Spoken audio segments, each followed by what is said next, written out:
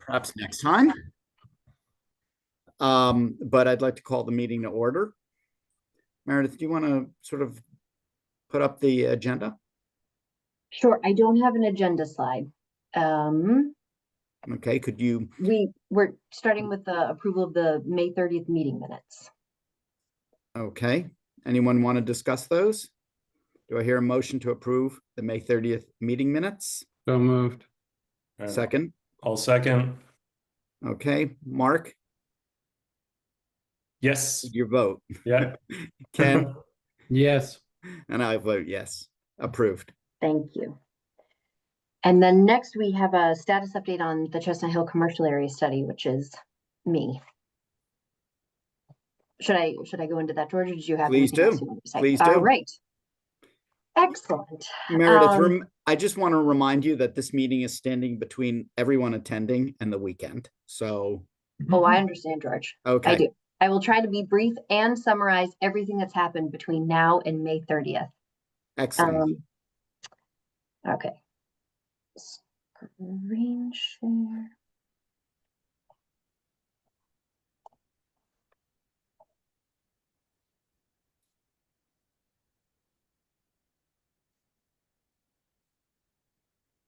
Okay, sharing screen. Can everyone see my screen? Okay. So there is someone just entered the waiting room on their phone. I'm not sure if that's Sandy or not. In any case, so quick recap of the last exchange the subcommittee had with staff regarding the Chestnut Hill commercial area study. December, January, subcommittee was very focused on the analysis of the financial feasibility of redeveloping the CHOP site under current density restrictions in the zoning.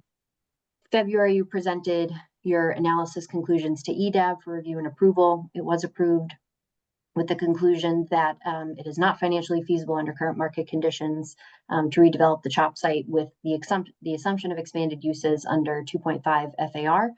This was very helpful piece of analysis and conclusion that I think there was a strong assumption, but it was very helpful for EDAB to do that analysis and allow us to kind of push through discussions about contemplating greater density than 2.5 in the Chestnut Hill Office Park site, but then also the commercial 4.0 subdistrict.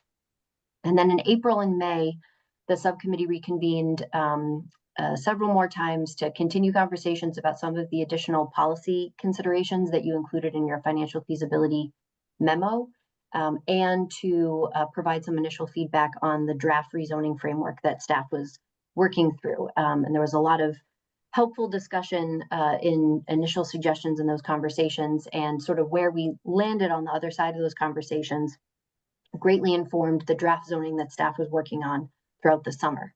So just a quick reminder, the framework that we're working with is a proposal for a special district overlay, zoning overlay, and it has 4 proposed sub-districts. There's the 4.0 in orange here. It includes the Chestnut Hill Office Park here, but also extends all the way down to Holly Lane. There's another smaller 3.0 commercial district, which we included as a recommendation from this subcommittee as well. The purple is the mixed-use neighborhood zone, and then the green is more of a transit-oriented mixed-use subdistrict. In terms of where we're at with the draft zoning, I don't know if you had the chance to skim through it ahead of this meeting or the previous full EDAB meeting, but I think in terms of really fleshing out the full zoning components, the 4.0 commercial subdistrict is definitely in the best shape compared to the other subdistricts. And in terms of the substance of that back and forth, I thought it would be helpful to just give a quick recap of sort of the meeting in late April, where EDAB provided some initial response feedback on the numbers that we had presented as a jumping off point for the draft zoning framework. And you had sort of thrown out 5.0 FAR, max height of 200 feet, about 15 or 16 stories, minimum commercial requirement of 70% of the gross floor area, maximum residential 30%, and encouraged us to include a high minimum percentage for the ground floor commercial space requirement, and allow for a broad range of uses as of right to allow for flexibility as market cycles change. Staff considered that feedback, weighed it against all of the conversations that we had had with the community advisory group and with the developers, and sort of came back with this set of recommendations in May: 4.5 max FAR, max height of 180, about 14 stories, 51% for the minimum commercial requirement, with a bonus if the commercial exceeded 60%. We did not propose a residential maximum. And then we're kind of to be determined on the commercial ground floor space requirement and the uses. And where things currently stand with the zoning, and obviously there's a lot more in the zoning beyond these components here, but just for the continuity of the conversation. So we're still at max 4.5 FAR, max of 180 feet, 14 stories, 51% for minimum commercial in order to utilize the special district overlay zoning. And then you get the bonus incentive if you exceed 60%. Still no residential maximum, and we're requiring 60% minimum ground floor commercial with a minimum depth of 30 feet. But within the Chestnut Hill commercial area, we excluded Heath Street from that requirement, and added a requirement that if there are sort of large open spaces that exceed 40 by 40, those spaces would also be subject to the minimum 60% commercial ground floor activation requirement. And then in uses, we have pretty broad range of uses. I think as we were developing the proposed table of uses for Chestnut Hill, we were conservative in terms of tacking on the special permit requirement. We've received feedback from Community Advisory Group and EDAP Subcommittee to try to go back and see if we can provide as much flexibility as possible. So that is on our to-do list, but in terms of high priority, it's lower on the list for now in terms of working through the zoning. Meredith, do you want questions as you go along, or would you prefer us to hold to the end? Maybe questions as we go along, and then I could just say if I was going to address it in subsequent slides. Okay. Okay. Could you describe the bonus incentives for 60% commercial? Yes. So the bonus is so for 51% minimum commercial, the maximum would be 12 stories. And then if you hit the 60%, and that was at 4.0 FAR, and then 60%, you get the 4.5 FAR and get to go up to 14 stories. Okay, thank you. So just to piggyback on that, the incentive is not necessarily for more resi, it's just for I can go higher or taller with my commercial. So if I achieve, if I land my 60%, does that incentive go across the board to whatever use it is? If I want, retail, hotel, or blah, blah, blah, like that, the bonus, I can apply to any other use. Yes, just as long as you're above that 60% minimum for the commercial square footage. Okay, and it's just a height. It's not more density or more units. No, it is more density. So it's FAR and height. Okay. Yes. Okay, got it. But the blended bigger building has to achieve 60% commercial. Yeah. Yes. Okay.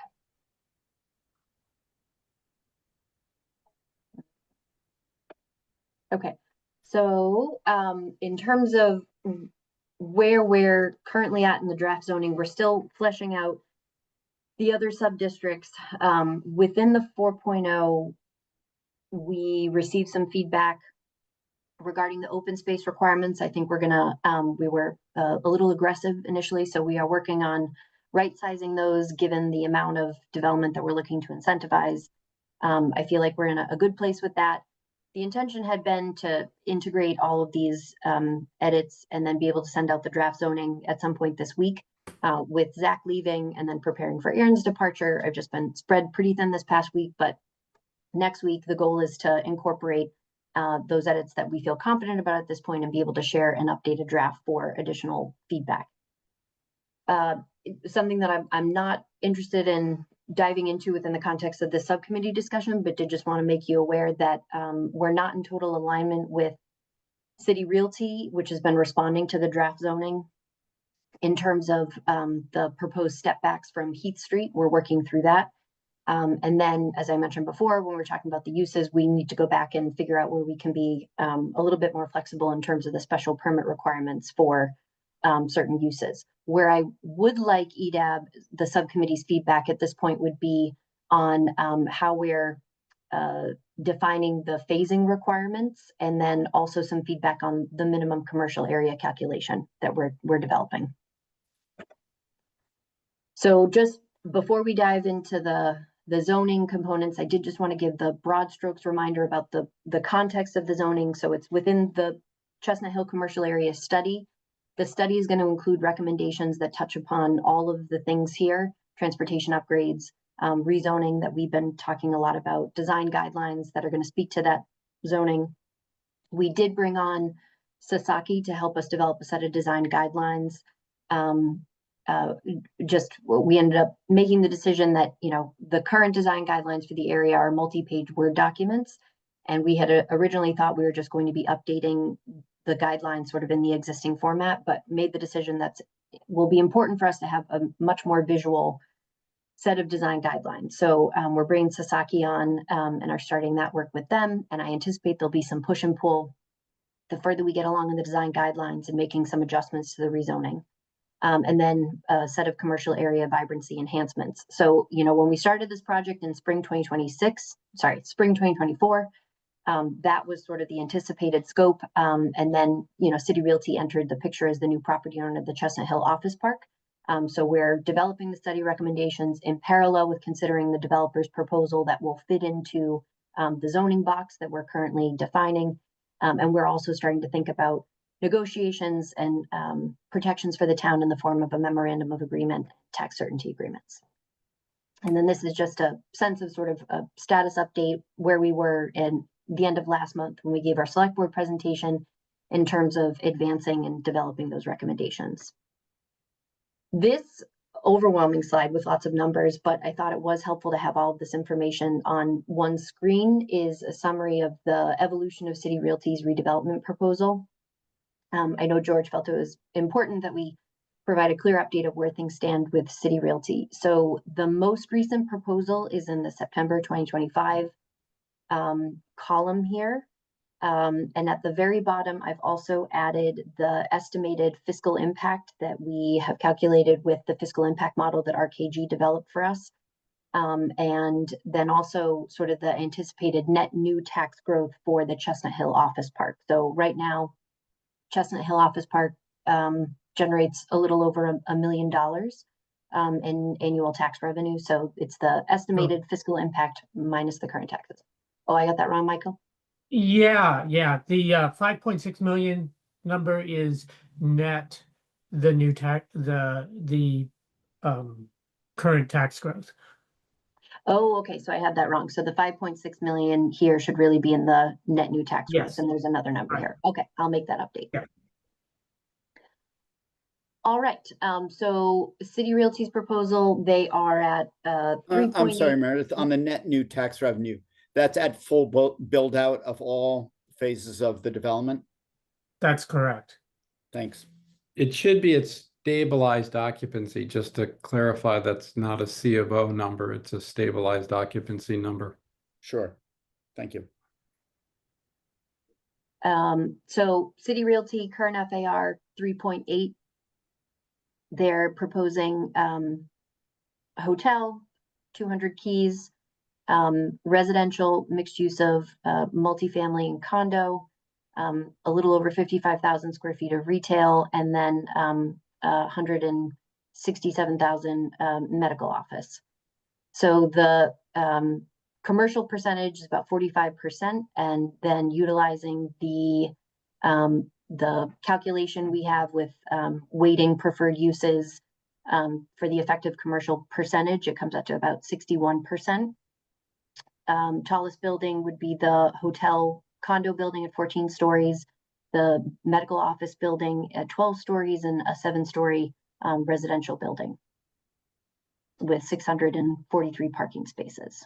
And then I think the percent change column is in reference to the original proposal from September 2024.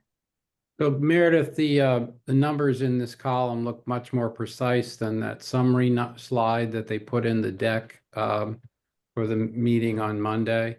So these are the actual numbers you got from because I think they rounded up and rounded down in that number. So not significantly, but so those are more specific that they provided from the plans.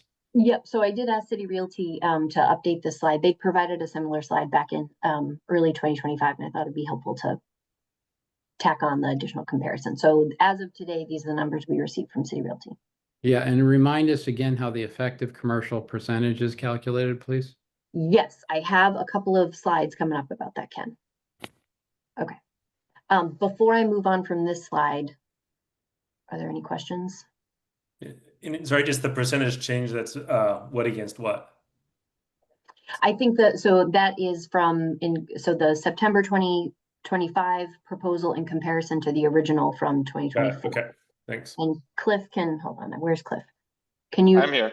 Yes. Confirm I can confirm that is where those, yeah, that's what those are based on. Thank you. And then these are some of the visuals, just to give you a sense of what the Community Advisory Group has been considering. This is the Boylston Street view and then the Heath Street view. So at this point, from the staff perspective, Meredith, did Yeah. you have a site plan that you could show as well? It's hard to tell what this project consists of with just the renderings. sure. Do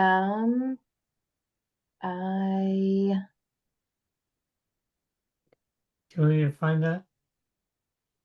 I'm also happy to pull up if that would be helpful. I can pull up the presentation from Monday.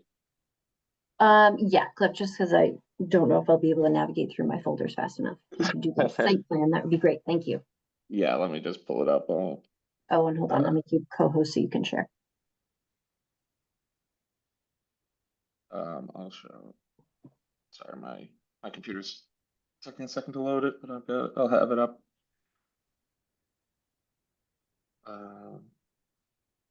Hey, Cliff, where are you? So I know it's a weird background. So I just recently moved into a new house in Dedham about a few weeks ago, and I got it from a guy who was very fond of the color black. And I haven't had a chance to repaint a number of the walls that got painted that. So I'm kind of I have to de-Metallica my house a little bit at some point, but for now it's looking a little somber in the background. But it's appropriate for Halloween, so Yeah, good. exactly. I'm on theme.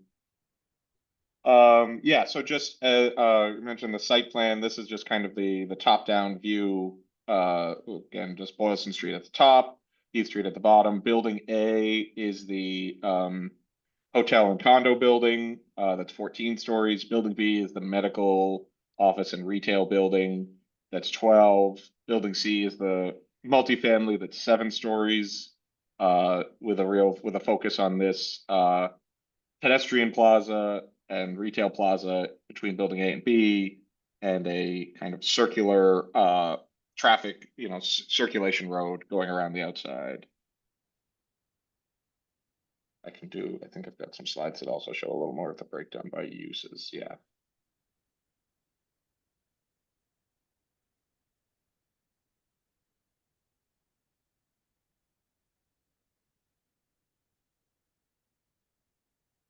Cliff, did you have that 3D aerial I saw on the set? I think that Yes. really explains the scheme pretty clearly. Like from the back, from here, yeah. Yeah, well, that's Or one, from yeah. This is the one you were looking for, yeah. Yeah, that one, right. Right.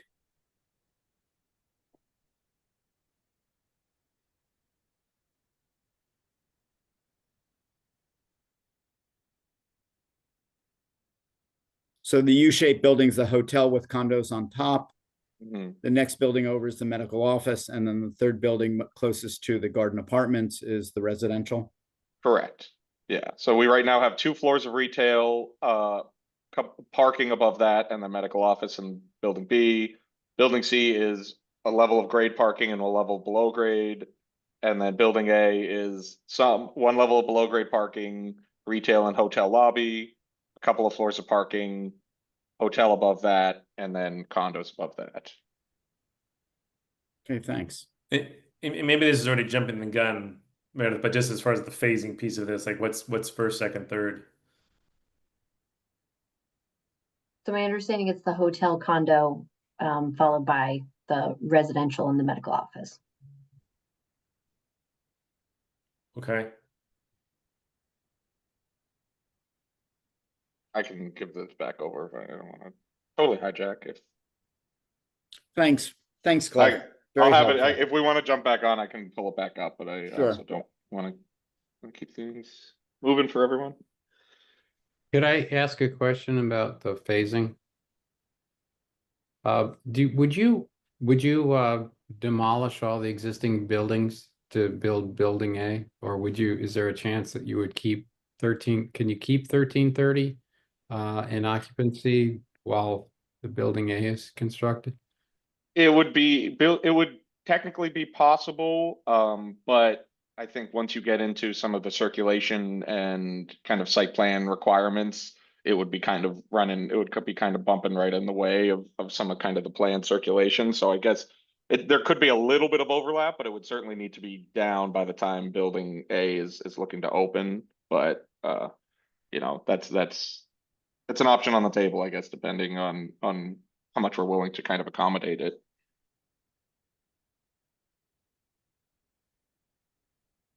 All right, Meredith, I interrupted your presentation. Why don't you proceed? Okay.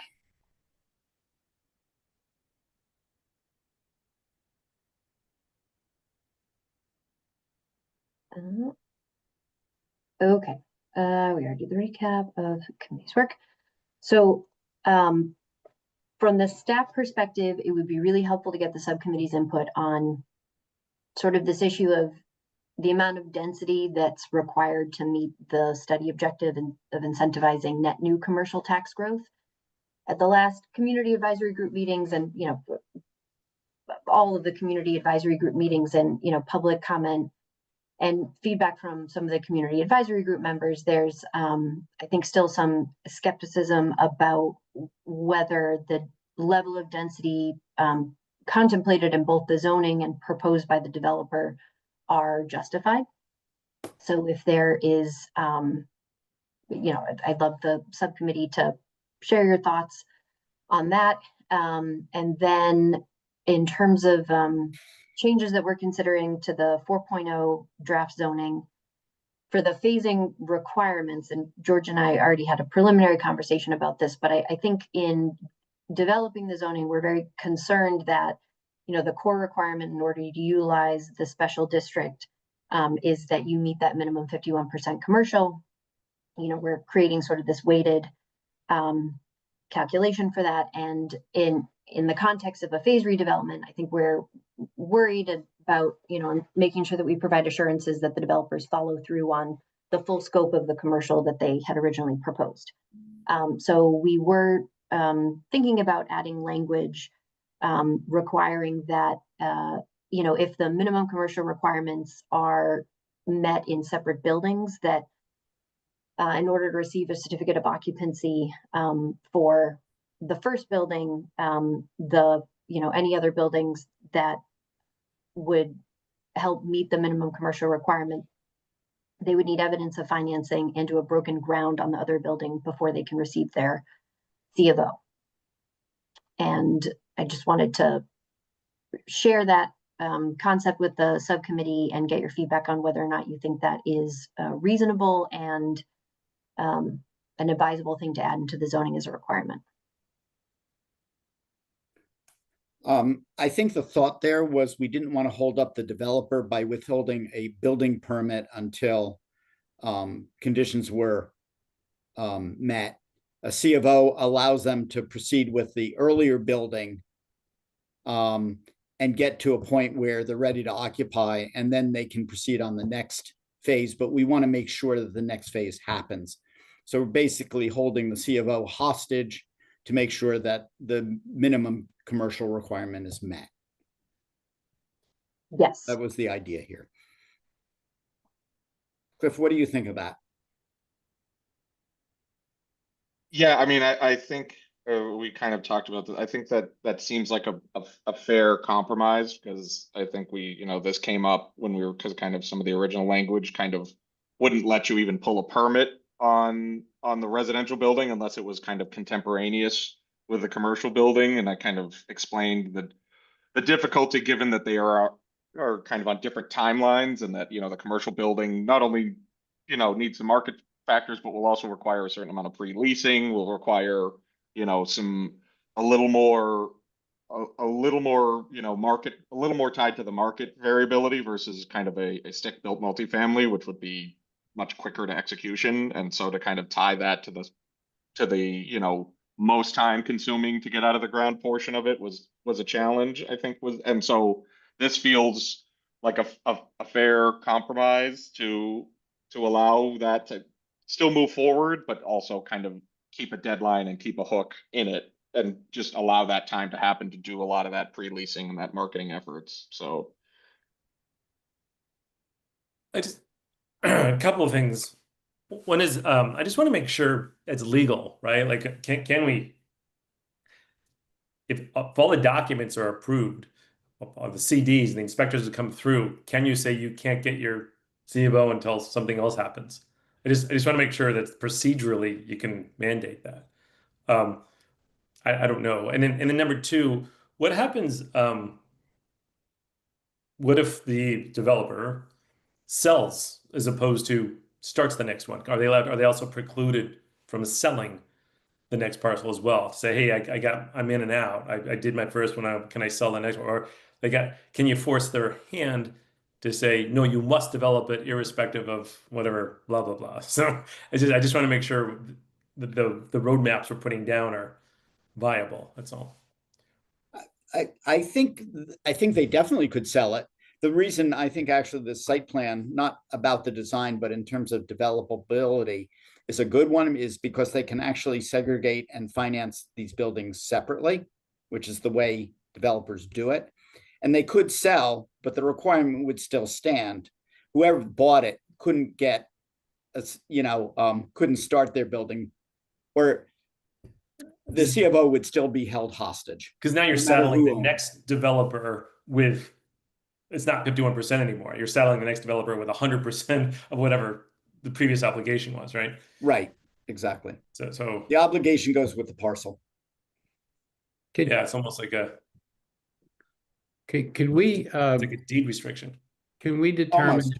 if does building A as currently contemplated with 178,000 approximately of hotel and 23,000 of retail, 309,000 of these are numbers I have. They might be they may not match to the table you showed, but does that, because of the bonus for hotels, does that meet the requirements on a standalone basis in terms of percentages?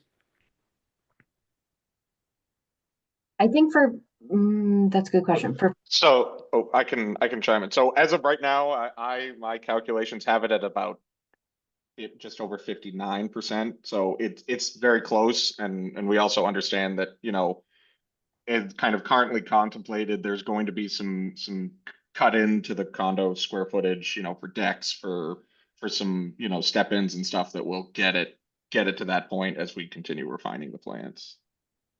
Because I think it's in everyone's interest to have that first building conform to that bonus requirement, the bonus protocol. Yeah, it is. It's designed there. It's not 100% there, but it is on the path to being there very, very, very soon. So the way this is contemplated, then, if the first building meets all the requirements, then is the certificate of occupancy then held up for the subsequent buildings, No, or does it proceed? Because the way I perceived it, Ken, was the first phase is a standalone. It fulfills the requirement. Then the developer could then proceed with the construction of the residential, which is the easy piece. Right. But we don't give him a CFO for the residential until he starts the medical office building.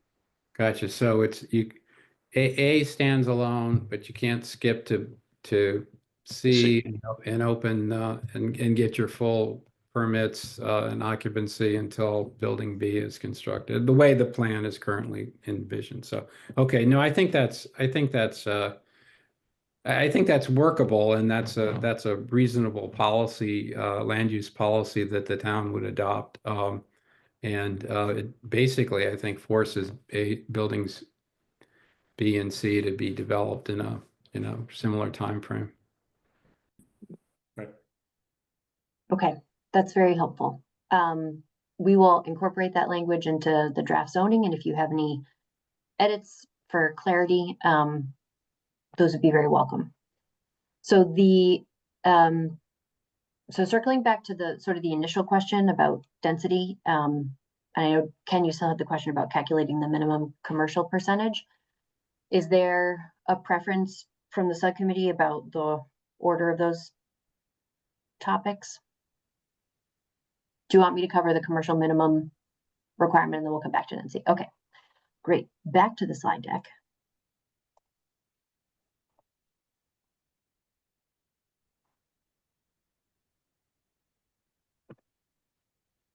Okay. So minimum commercial requirement, we've already talked about these first two phases. There's also a piece in there that we added about this concept of like rollover commercial square footage.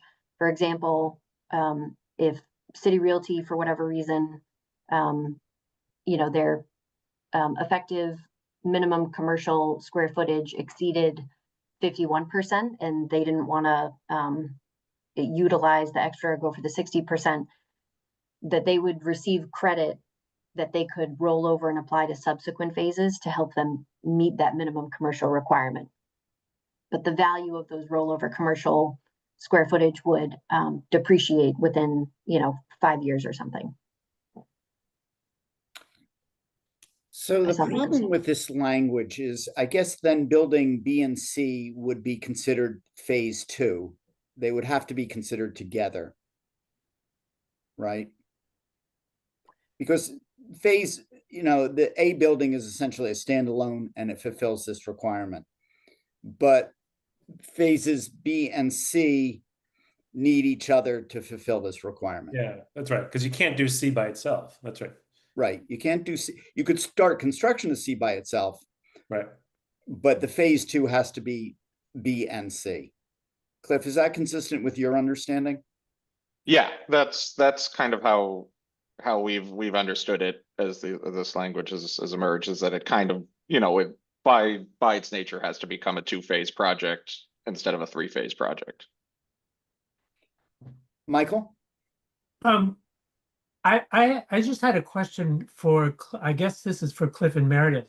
The way that you're conceiving the phases at this point, you're not actually planning on using the rollover, right? Because the phase 1 basically requires all of its commercial square footage to be applied to phase 1, and then phase 2 is everything. Is that right, Cliff? Yeah, at the moment it is not being utilized. That's not to say that if something adjusts in the plans down the line, if build phase 1 creeps up an extra point or two on the ratio as the changes emerge, that it wouldn't be nice to have Right. this ability to kind of carry it forward to the next Right. phase. But right now it is not kind of Okay. being relied upon. So the second part of my question is for Meredith. Would it be possible to excise the rollover and put it in at a later date? And the reason I'm asking this is because it may not be relevant for City Realty, but it may be relevant for other commercial developers. And if we need to, for example, negotiate other agreements with those developers, having this put in at the same time while we're doing those agreements may be worthwhile. You're saying to not include it in the zoning, but it would be like a zoning amendment down the road with a negotiation? Oh, that's an interesting idea. Yeah. Okay, I can. Because it doesn't affect City Realty. Mhm. And I'm sure you can imagine which commercial developers I'm thinking of. Mhm.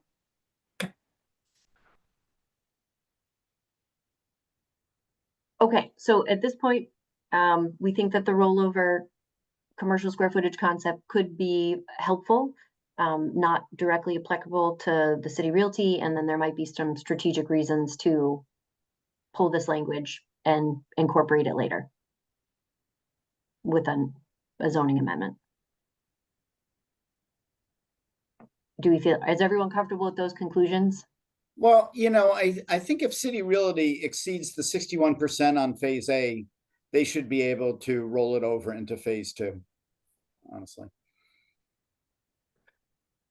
Oh, I agree. It seems like from their program that that won't actually have any impact, because the only reason that they would need to roll it over is if they were going to do building C as a standalone phase. And I don't think they're going to be able to roll over enough for that to actually be possible. So they're going to need The Yes, rollover would just allow them to build more square footage in C, that's all. yeah, I guess More the, residential to square the, footage. to that point, I guess the thing I will say is there's been some, I guess, call it reality constraints have come into play a little more on on the next two buildings. Whereas, at this point, we one of the concessions we made between our September meeting and our October meeting was we cut the medical office building from 14 down to 12. And already that overall site-wide, we're not even at 4.0 FAR anymore, nonetheless needing the bonus to get up to 4.5. So I guess I'm saying, so for the phase 2 is not going to be at 60, need to get to 60%. It's above it now, but it's to be able to build the dimensional that it's currently contemplated would only require 51%. So, and there's not really a much ability for us to add more to the residential square footage, unfortunately. We're kind of, that building is we're not gonna be able to add any height to that one because of other height requirements. And we're also not, it's not really feasible for us to add like a floor or two of residential on top of an otherwise medical office building and incorporate like a third use into that building. So I guess in the name of, I appreciate the flexibility, but I think given some of the other things that have kind of constrained the density of the site, that phase 2 is probably at where it's at, and realistically, the only question is whether the medical office building, gets shrunk slightly more, as the process continues. But the rollover would allow you to shrink the medical office building without compromising the size of the residential. No, that's what I mean. Whereas right now, the two combined are already at like 60, 62, 63% when they only have to be at 51%. Got it. So we can already Got it. shrink the medical office without having to shrink the residential in its current form. So this isn't that critical an item. I listen, I want to take as much flexibility as I can get, but I also want to be, transparent and pick battles and everything like that. So I want to be, straightforward here. Okay, so why don't we go on? Okay.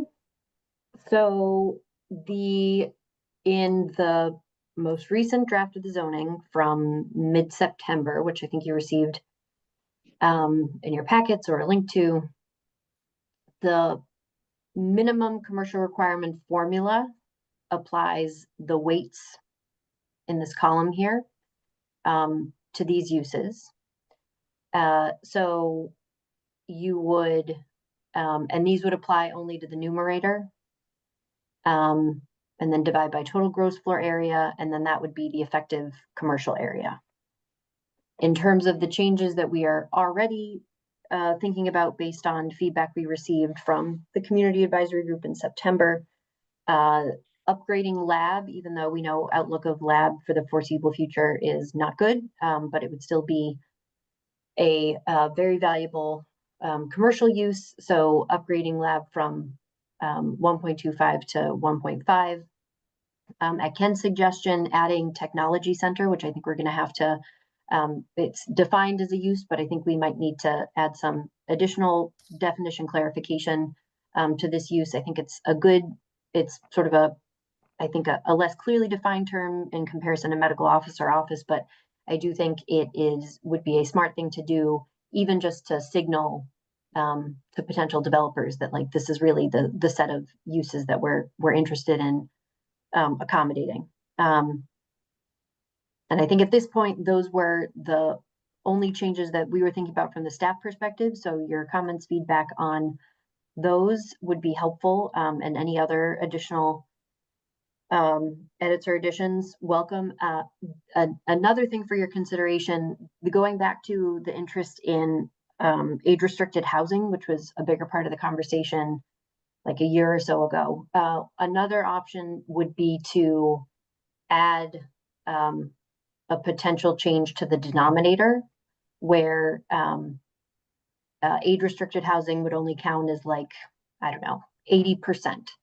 And that, I know people have expressed a preference for age-restricted housing, just given concerns about additional burden on town services.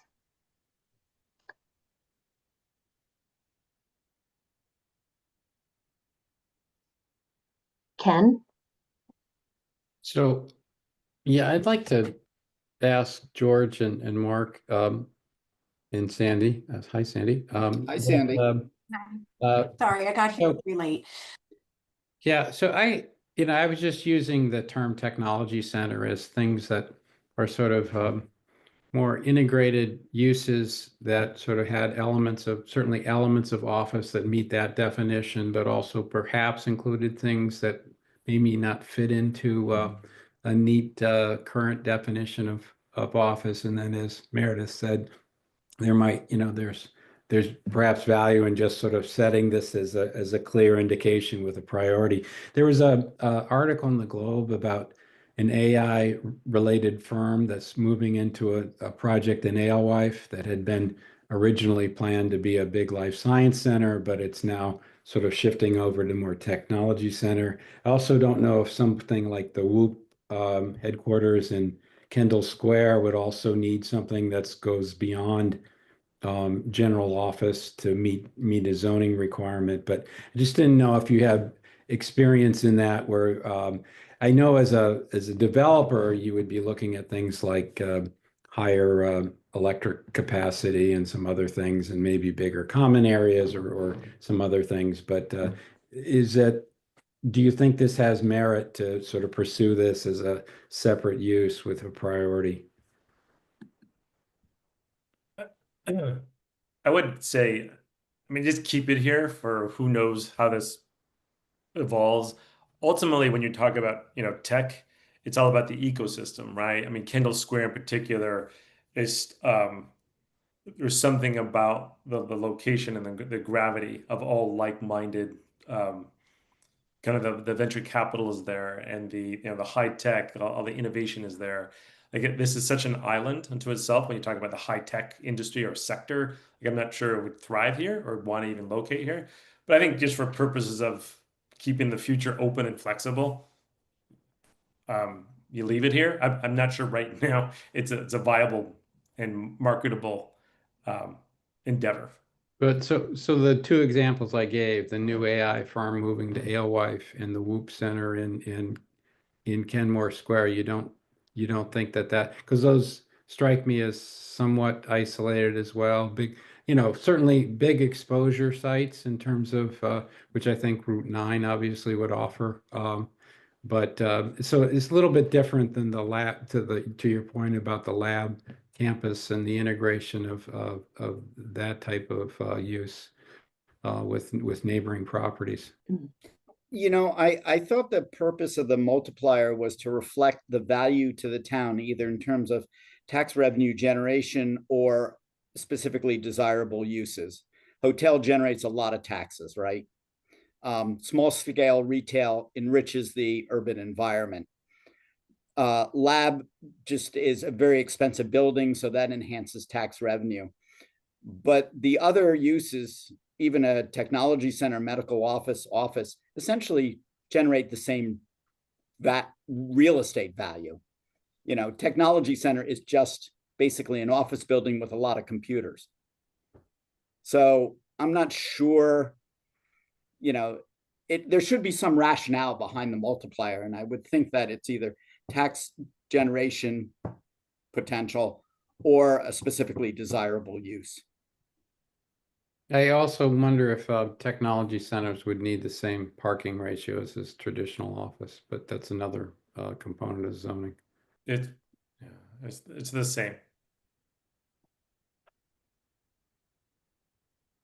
Sandy.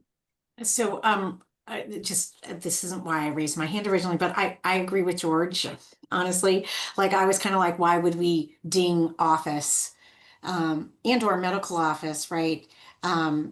Unnecessarily. Like, I feel like the governor should be, are we trying to incent higher paying jobs, more professional jobs, or, I do like the incentive of small scale retail, but like, what is that? And, is that does Starbucks count as small scale retail? Because it takes a smallish footprint, versus like a Petco or something. So kind of defining that, I think, matters, because it's more, to me, that's independently operated retail in that.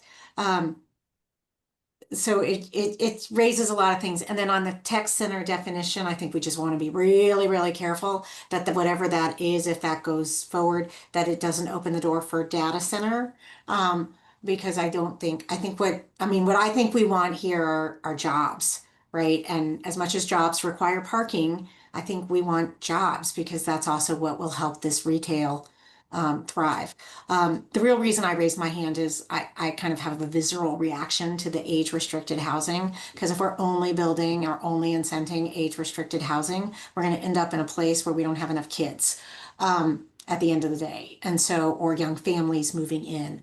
And so when you do age restricted housing, it also means that the young couple of whatever flavor who is looking to move to Brookline and have a baby and then stay in Brookline doesn't have a first place to come. So I would try to venture away from those kind of restrictions in my book, and let the developer decide. And we've all been to the school movie already. We are not at risk of needing more schools at the moment, despite people's fear. So those were my couple of comments. I apologize again. I got here late, so I missed I wasn't able to weigh in right when I got in because I was catching up.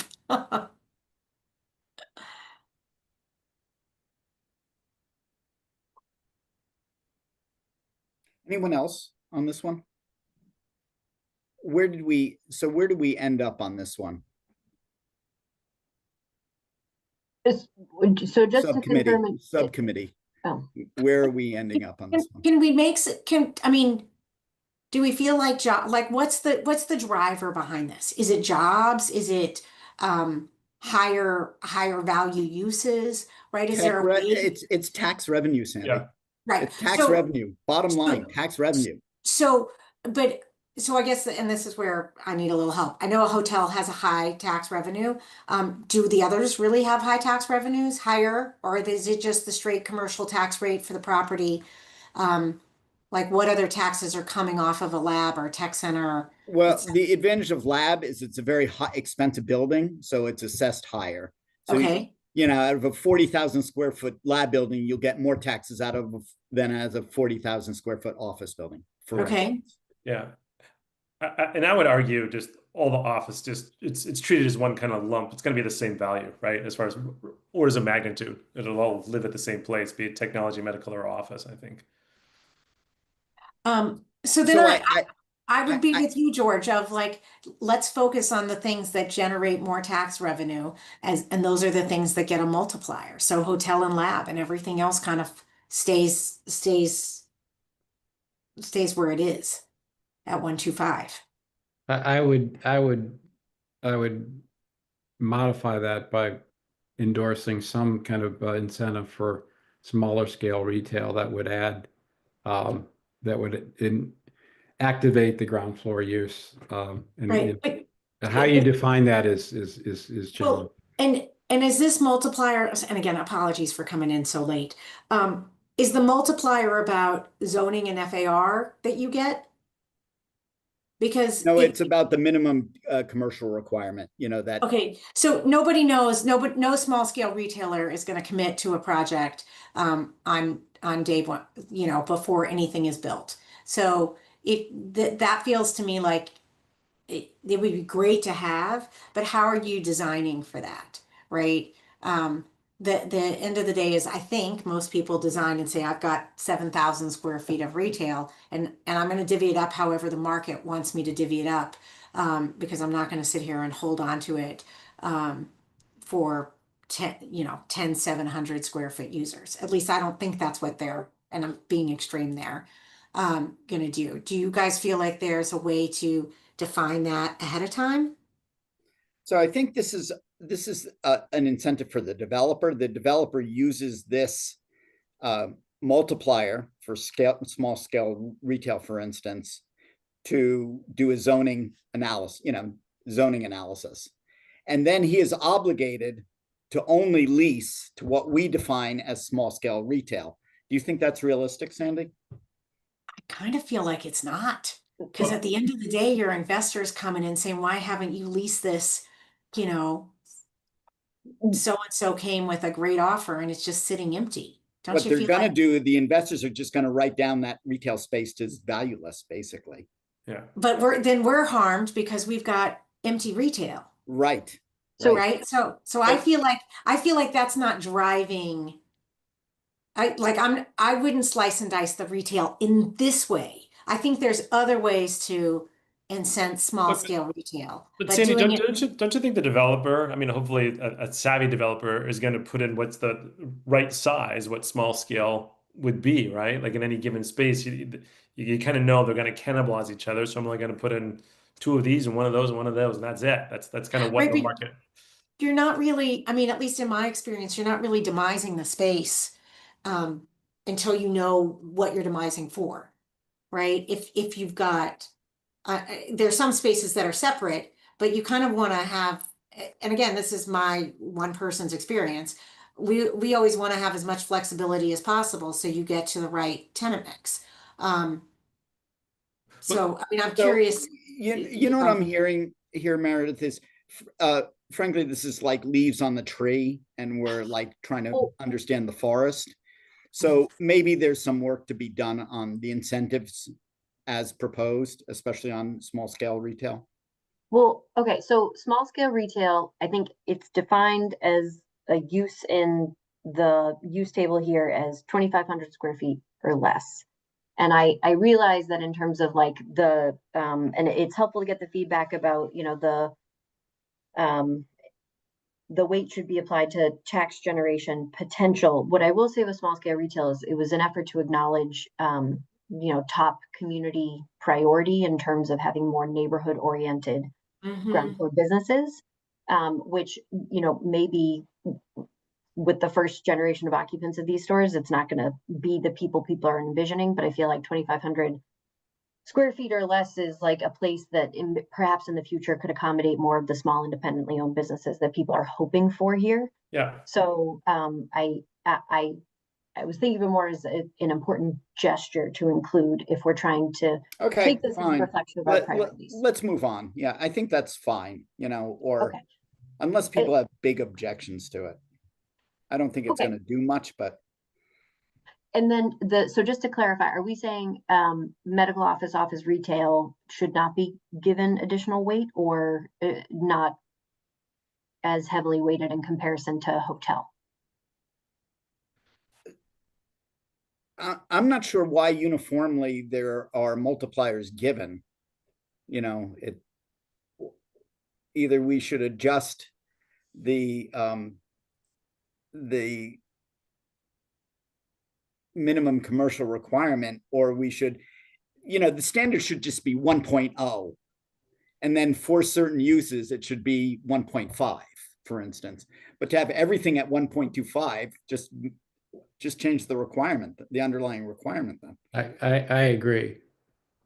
Okay. So it sounds like we should have hotel and lab at 1.5, small scale retail under consideration, but I certainly concede Sandy's point about trying to predetermine that and attracting. I mean, we know what we want in terms of we want some, cafe space or small restaurant space or other things that might enliven ground floor use, especially in that center corridor that City Realty is proposing. But trying to work that into a formula predetermined might be difficult. So, I mean, I think from what I'm hearing, I would agree with you, George. We should change this to 1.5 for hotel and lab, and then keep the others at 1.0. Yeah. Or Can I, would you mind if I just weighed in on that one Sure. aspect? I think there, if you are talking purely in terms of tax generated revenue, I think there's a justification for an interim step as well, because I would say, if the tax income is based on the assessment and the assessment is based on kind of the market value and the rent paid, I think you do see a significant premium in rent paid for retail and medical office over general office. That does lead to a higher tax revenue generation for the town than it would be, I think that there is a middle ground in when it comes to the town's economic benefit between general office in this market and medical office, which comes with often a much higher build out and therefore a much higher rent and a much more value. I'll buy that. So just have your general office as your datum. That's the 1.0, and then give medical office and retail the 0.25.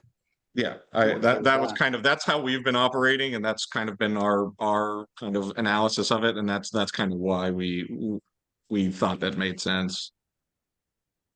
How does that sound to the rest of the subcommittee? That makes sense. Yeah. I think it's accurate to have a tiered step like that. Sounds good. You've heard us, Meredith. Thank you. I wanted to follow up and see if the rest of the subcommittee had the same visceral reaction to the age-restricted housing component, and whether we should drop that. I drop it, but that's Okay. just personal. What do you guys think? I don't have the same vision. I mean, it's not a town wide, it's one building in a town of 60,000 people, right? So I'm not like, I'm not as opposed Yeah, to it. I don't like the precedent it sets, is my thought. Well, yeah, I Ken, mean, what do you think? it's a kind of a national model, but Right, but do we need to follow that? I mean, yeah. Ken, what do you think? Well, if we have zoning for multifamily, that doesn't prohibit the developer from doing it. It's a 55 and older community, does it? No. No. Okay, so then I would leave it. I would leave it. I wouldn't require it being age restricted. Right, you don't require it. But so we wouldn't want to incentivize it. Not necessarily. I think what you're hearing from the committee is we wouldn't necessarily want to. I think there's strong feelings one way or the other. Yeah. Okay, that is very helpful. Thank you. I think that was, so that was in terms of very specific feedback about proposed zoning elements. Those were my big ask for you. That's been very helpful. And then sort of the broader question though about do we feel that this level of density is warranted? I think you're hearing deafening silence because it is a very difficult calculation to make, as we said right in the beginning of this exercise. There could be almost infinite density on the site, and it'd be hard to make a development work in today's market. Although I think Clifton City Realty has proposed at least a phase one that seems as likely as any in terms of programming to get financed in the next 2 or 3 years. Hotels are still top of the stack, and condos probably in this location probably can get done too. So I don't know. What do you guys think, Mark and Ken and Sandy? Why do we have to answer that? And I don't mean being Because evasive. it's going to be asked at town meeting. That's why. Mark. Because I mean, to your point, it's impossible. Is it warranted, right? According to whom? Like, well, there's a perspective from traffic, and there's a perspective from economics. There's a perspective of placemaking. There's all sorts of stuff. Is it warranted? It's hard, right? Like, it's you can make up any economic model you want to. It's I don't know. I pass. Well, I just did the same thing in different Yes, words. sure.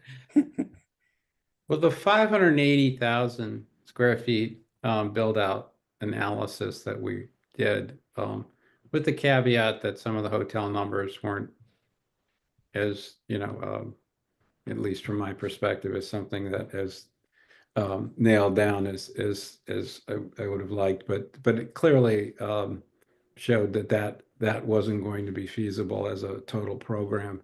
And then, so this is being proposed as 890,000 square feet of 3.8 FAR. 3.8 FAR in and of itself is certainly not out of line with the upzoning that we've done around Brookline in many other cases. What I'm hearing from those who show up representing the neighborhood, which is mostly people to the south and west of the site, is problems with the height of the building, of 14 stories, not being in context with the rest of the immediate corridor, although there's some 17-story buildings in Brookline, down on Beacon Street, and there's a 16-story building to the west here near the Chestnut Hill Mall. So but I'm hearing negative feedback on that. But trying to program 800 to 900,000 square feet of space on here with these dimensional requirements is going to be difficult unless you allow certain amounts of height, because with that then comes the ability to create corridors and pedestrian access. I will say this is one of the unique sites where you have, being on the south side of Route 9, you have virtual or minimal impact, shadow impacts on anyone in Brookline. But in terms of weighing in on the specific numbers, I don't think we have enough. We don't have enough information, I don't think, to nail that down precisely, but it certainly has to be well above the 580,000 square feet that's permitted under the existing zoning. Blair.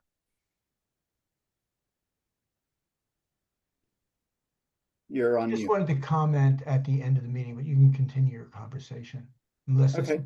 meeting. I would Anyone say, else from the committee want to try to answer Meredith on density justification? I guess not. Well, I was going to abstain because I missed the beginning, so I do not feel well informed enough to comment. Yeah. yeah, I just want to add one other item. It's kind of where Ken was going.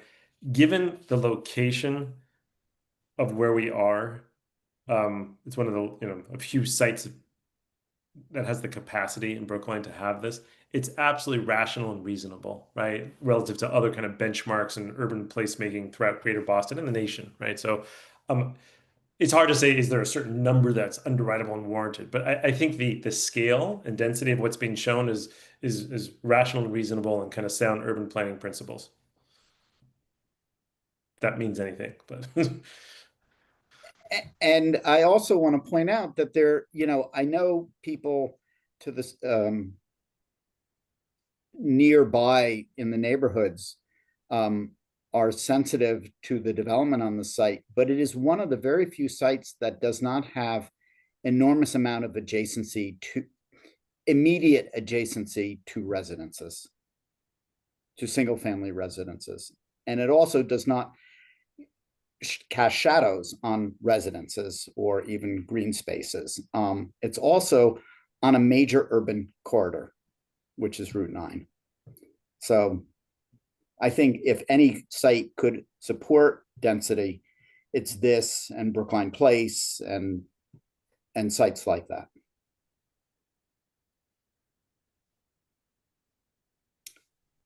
Anyone else? Okay, civilian comments, Blair? Thank you. I just want to make a comment about the overlay zoning and that the planning office has been soliciting opinions from, the Chestnut Commercial Area Study, which is appropriate, from the developer, I assume with growth companies as well. But there hasn't been any real outreach to the neighborhood as such. The only person who has spent some time doing that has been Michael Rubenstein about like what's the neighbors' thoughts here. And I want to say, having been involved in this for the last almost 2 years, I've been in favor of this being rezoned. I think I'm very much more positive on this than almost everybody else. And I think a number of the comments that have been made by the subcommittee, I agree with. I mean, I think this is a place that should be upzoned with more height and more FAR. I think that your comment, George, about the neighborhood being to the west and having step downs in that area, I think is appropriate. I don't think we're that far off. I mean, I've gotten people go from nothing higher than like 60 feet to be going up significantly higher, maybe not quite twice that high. But I think the neighborhood wants to be included. And I think the neighborhood wants to support this and not just be coming to meetings and complaining. I think that if we get a little bit more meetings with just the neighborhood, maybe we can come up with something where we're supporting this and not just, bothering people with more complaints. That's all I have to say. So Blair, I presume that the community advisory group for this project was representing the neighborhood. Is that not the case? We have 2 town meeting members from 15. I believe that's correct. I think there's 2 other town meeting members from 14. And I think that the issue, I've been to not every meeting, but almost all of them. There's never been like a question to town meeting directly when a proposal or something comes up. So what do the neighbors think about this? It's always that the neighborhood shows up at the meeting and we make our comments. Sometimes Janice, of course, has been making a lot of comments. Sometimes Jane's been making a comment. So I think there's awareness. I'm just thinking that I think there was a lot of very positive things about the new city real estate management plan. I think that looked. I think we could get there if maybe if there was some reduction in height. Maybe it's not the hotel, maybe it's the medical building, maybe it steps down a little bit towards the Heath Street, so you're not those wings aren't so high. So I do think that it's going in the right direction, and I think there's a lot to be said. I don't want to get picayune about comments about the circulation things because this is just an initial movement. But talk to the neighborhood more is really what I'm saying to the planning office. Thank you. That's all I need to say. Meredith, I'll leave that to you. That's not really our bailiwick, the EDAB subcommittee. Carla? Just an idea in terms of, and I have to agree with Blair, what I've been hearing people say is they're really focused on this 14 stories. I mean, there just seems to be, and regardless of the fact that the apartment building near the mall is taller or Brookhouse may be taller. I mean, these are people who think of their neighborhood as not being urban, but more being suburban. So 14 stories is kind of jolting for them. So here's my question. What happens if you knock out a floor of housing, of parking, sorry, of parking? You've got, the fact is that you've got public transportation available on Route 9. And the T-stop in Chestnut Hill isn't that long a walk. And maybe with the improvements for pedestrian and bicycle networking, it'll be even a more pleasant walk than it is now. So if you were trying to lower the 14-story building, if you remove one layer of parking and don't put it anyplace else, so basically what I'm saying is reduce the number of available parking spaces. How does that change things, and is that a totally ridiculous idea? I think that's a question for City Realty. I don't want to bog. I can just give a quick touch. I can say that we've examined a lot of these scenarios. Obviously, you know, a removal of park.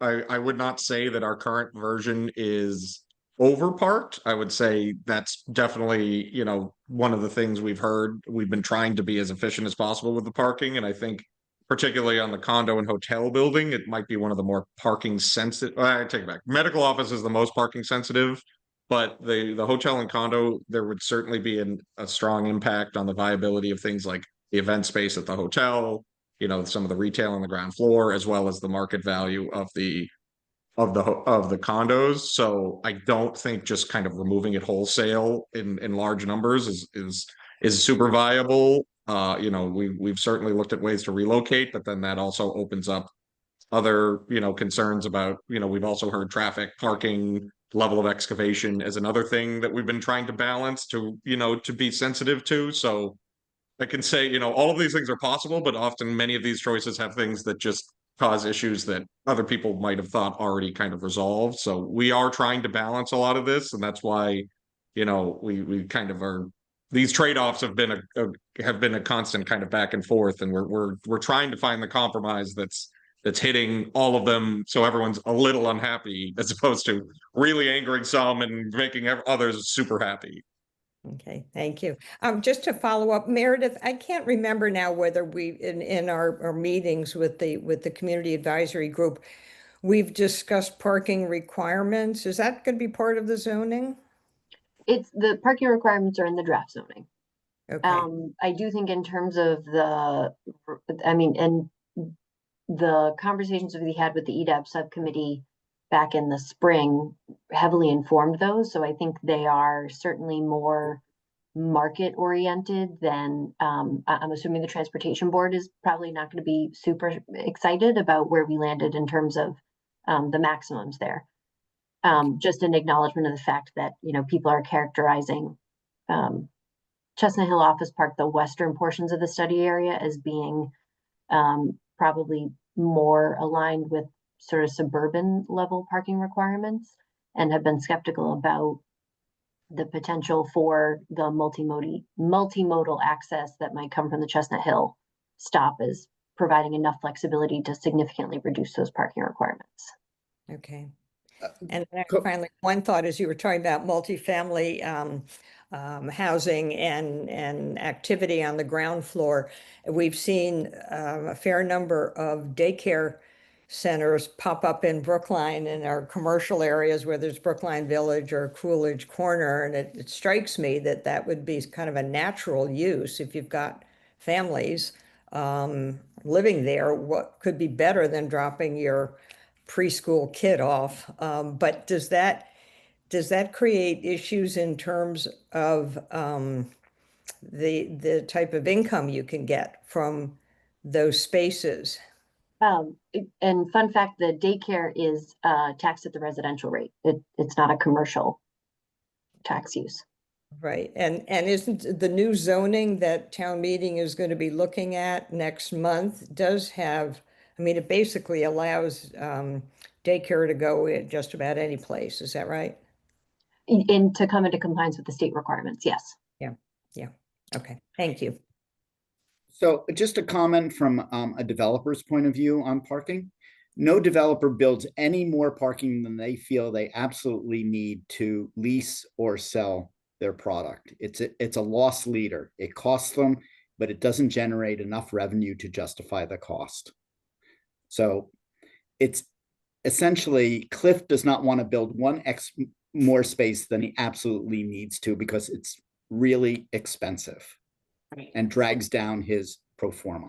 And I'll just jump in and add that on the other end of that, if you don't build enough parking, you create a huge management headache. The old Museum Towers project in Cambridge did not have enough parking and they had to valet park. I'm pretty sure, I'm guessing they still do, for years in order to account for the amount of cars because they were pushed to build less. So to George's point, developers want to build the right amount of parking needed for the market and not one space more. And yet The irresponsible developer of that project done 40 years ago is on this call.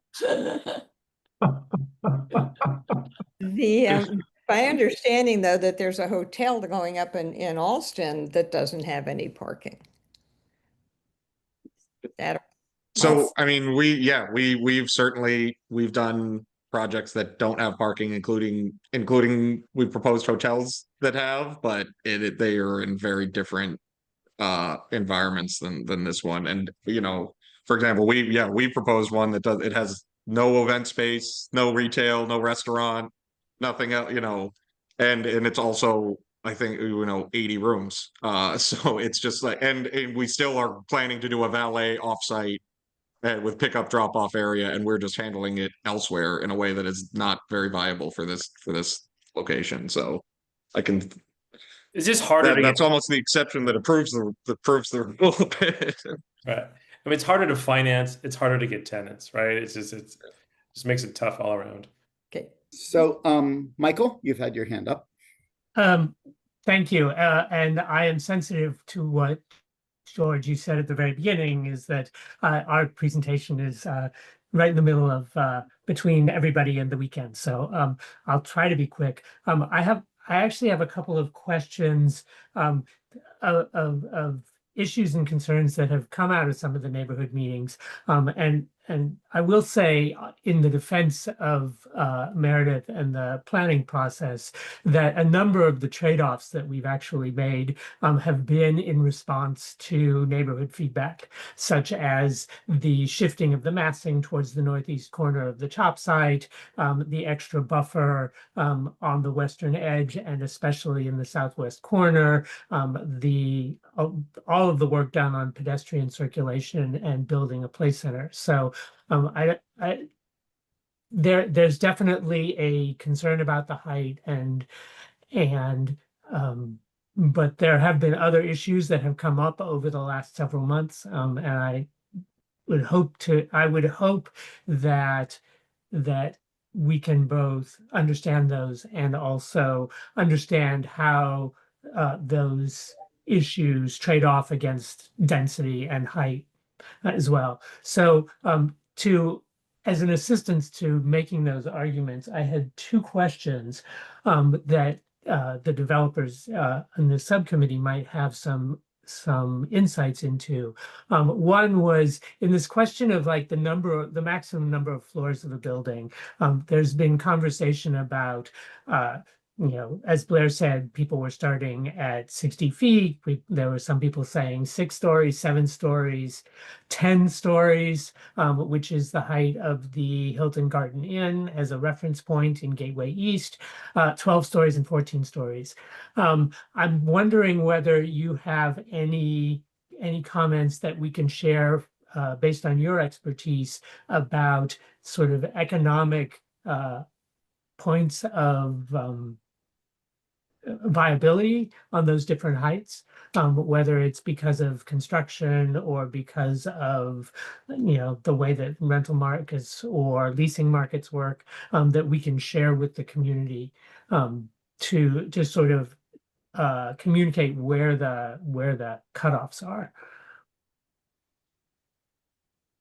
Mark, do you want to handle that, or Sandy? The break point is high rise, the high rise code, and Yeah, right. And it's sort of the 5/2. There's sort of this funny gap in the universe of construction between sort of 7-ish stories and kind of 10 to 12 stories, or even 14.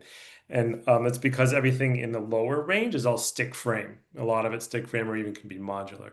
It's just it has a whole less set of standards and requirements from the building codes. It's much less onerous and much less costly. So that's why you would never do 1 story above a low rise as far as classification, right? Because you're just going to get nailed for that 1 extra floor. You got overlaid with a whole bunch of extra costs, right? So that's why there's this sort of funny, and there's buildings out there, but no one likes to build 8 or 9 story buildings, right? It sort of goes from the 7 and there's kind of a jump into that 10 into the low teens. And because when you get into high rise, if you're going high rise, may as well get the bang for the buck. and increase some of the density. So it's generally kind of how, at least when we say low rise and high rise costs and how developers behave as far as what the, the bang for the buck is. But so Okay. putting specific numbers to that next to that, Mark, the 70 feet in height triggers the high-rise building code. Right. And then the interim category that Mark referenced is, I think, up to 85 feet, where there's you're permitted a mix of what's called type 1 construction and type 3 construction, which is the stick over podium that can be the five stories over the 2 stories. And then the type 1 and type 3 are the fire resistance of the materials used, and obviously steel and concrete and other things are the highest resistance. So I'll let somebody who's an architect like George or Mark further, or Blair, want to expound on that further. But there are those 2 sort of code-related thresholds that Mark is referring to. So I guess the bottom line is you get over 70 or 80 feet, it really behooves the developer to go taller because you're incurring a lot of extra cost per square foot for that high-rise construction, and you have to amortize that over a larger building. That's a complicated answer to a simple question. Right, which sort of relates to my second question, and thank you for that. And we've talked about density in terms of like the economic development potential and the tax revenue potential needs. Do you have any thoughts in terms of, well, maybe you talked about this earlier when you were talking about your performance, but in terms that can sort of be explained into the neighborhood, do you have any comments about either the viability of the density that's being proposed, or what you see as the sort of upper or lower limits of viable density from a development perspective on this site or even across the study area?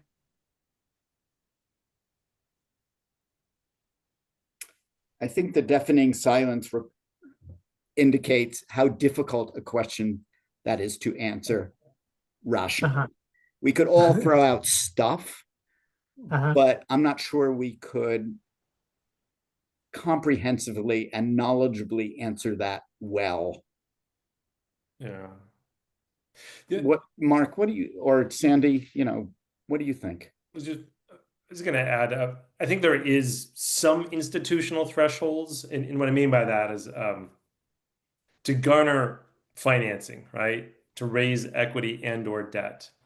They'll want to see certain thresholds, right? There's like to go underneath, 150 unit, 100 units. It's a whole kind of different pool. You limit the universe, right? There's sort of these institutional levels of, is it 150 to 200 units on the hotel keys? Is it 150 to 200 keys, right? It's before you start getting to more expensive boutique. So there are certain thresholds. There's no exact number, but for when you're out in the development universe and you're raising capital, there's certain kind of thresholds that you want to be able to attract the largest universe of potential participants. Okay.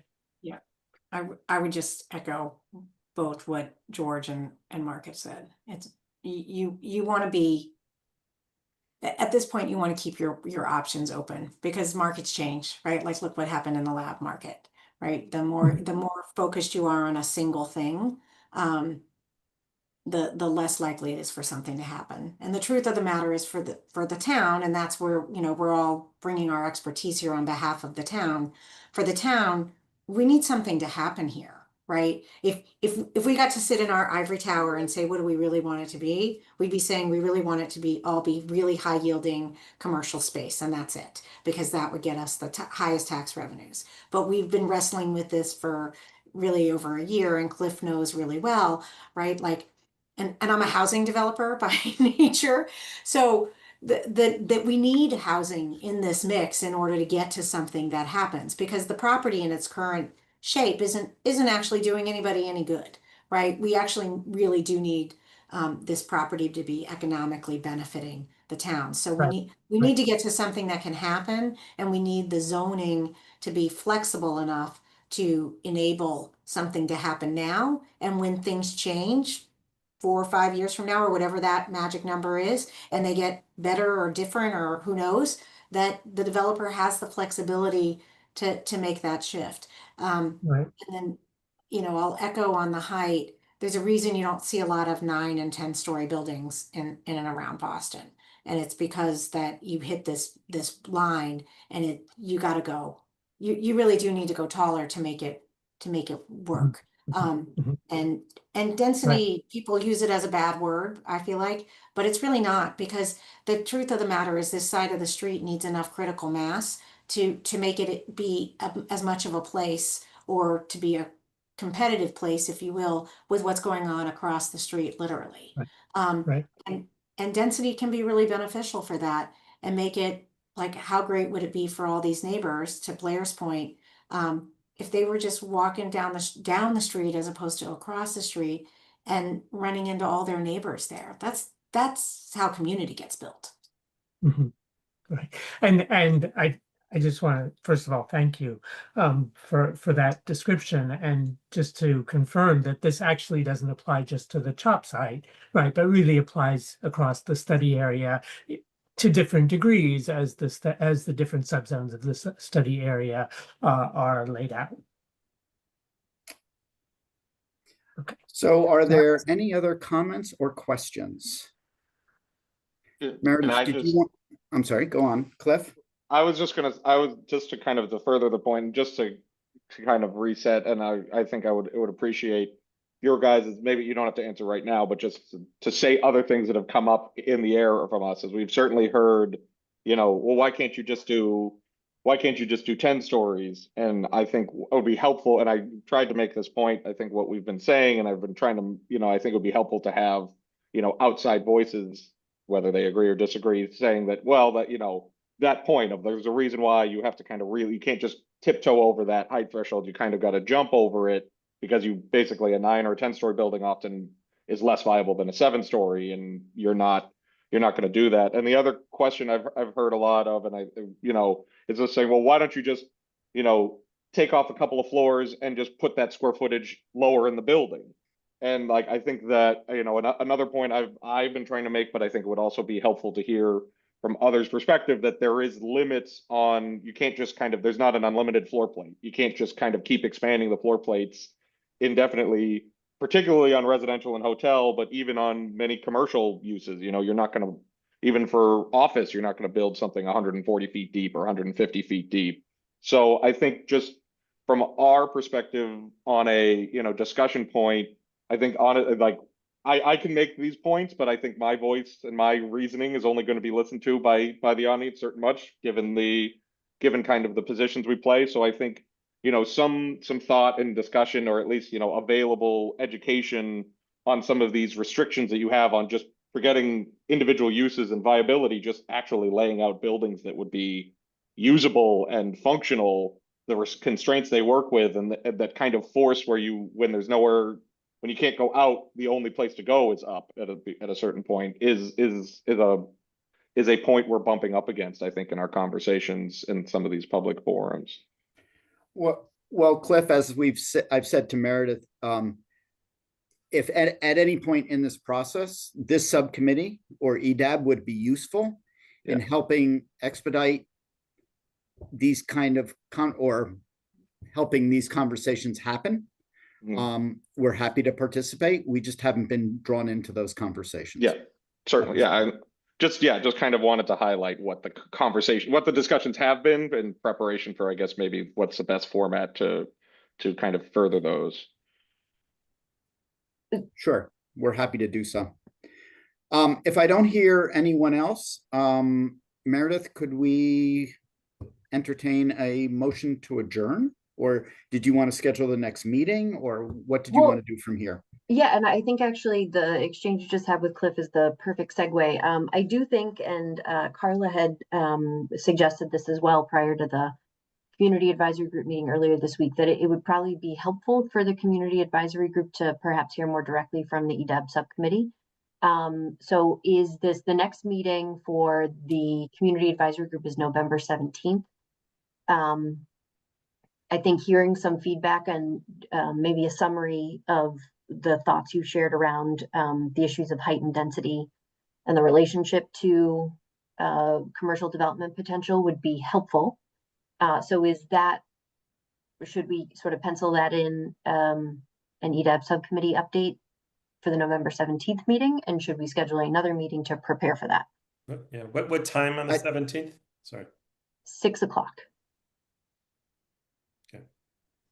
I think yes and yes. Okay. Okay. If the community advisory committee is on board with inviting us to their meeting.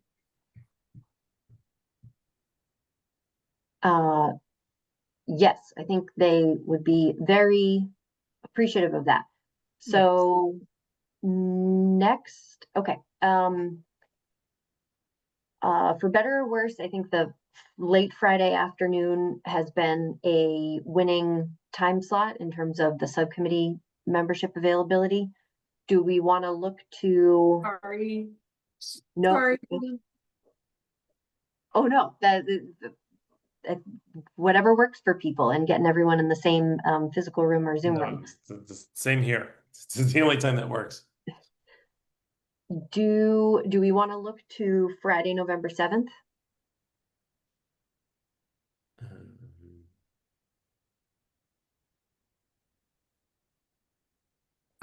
Friday, November 7th, is that what you said? Mm-hmm. Yeah, that sort of the same time slot, 4 to 5. I think I can do that. Yep, I'm okay. Yep. I need to run, so I'm gonna let, apologies. Can you do that though, Cindy? That time? Yes, I can do that time. Great, terrific. Okay, perfect. Okay. Thank you. Bye. Bye. Have a good weekend. Thanks, everyone. Thank you. Okay, I will send that meeting invite and then George, I'll coordinate with you just to make sure everyone has the info they need to prepare for the 7th. So it'd be at 4 p.m. again? Yes. And I would be available on Zoom, but not in person, so. Okay. Thanks, Thank you, everyone. Have a Yeah, great Thank you. weekend. Wait, Thank we you. have to move to adjourn. I Oh, move to adjourn. I second. All Mark, right. Ken? Yes. Yes. Yes. Have a good weekend all. Bye, guys. Bye, Good day. everyone. you. Thank you.